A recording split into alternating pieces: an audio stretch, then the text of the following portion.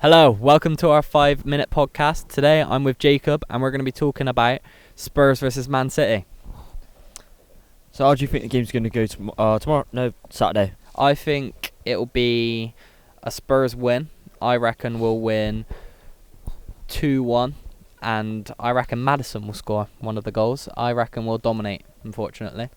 Well, Maddison hasn't really done a lot since he was good at the start last season, and then he got injured and he sort of just fell off it. I know he scored. I can't remember who he scored against the other week. Scored recently. Yeah, he scored recently.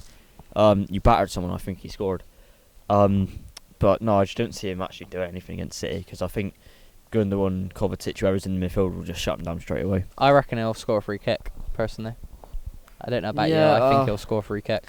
We do seem to concede a lot of free kicks because when we concede, it's usually quite a good goal. So, yeah, I can see if you get a good free kick, it might go in. But I think that won't matter. I think we'll still win 3-1. Nah, I think Dom Solanke will score another goal. I reckon he'll score and Maddison will be our goal scorers, and I reckon Haaland will score for you. What do you think? Who do you think the goal scorers will be, Jacob? I think for Tottenham, I think Brennan Johnson will maybe get a consolation goal near the end when we're 3-0 up. But I think Haaland will score a penalty. Yep. Haaland will score from open play, and then Phil Foden will score as well. Fair enough. I don't think Foden will score. I think that's a questionable decision right there. Well, I think he won't score at all. He's not been showing his form from last season so far, but over the last few games he's definitely been looking more like his old self. So maybe this is the game where he's going to come back and show us what he's about. From injury, really. Though. What's your thought on that? It was only a little knock from Foden because he played against Sporting, he played against Brighton, and then he played against Bournemouth. I know we lost all three of them games, but that's not the point. Wow. But no, I think it's the perfect opportunity for him to come back and show us what he's about. Obviously, player of the season last season, and it's just a perfect big game for him to come back and have a pop.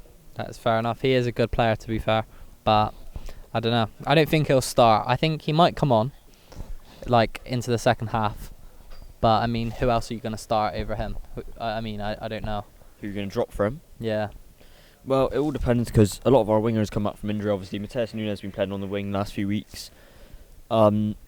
He pulled out the Portugal squad from lack of fitness. I did see that. Doku's just coming back from injury, and Jack Grealish is as well.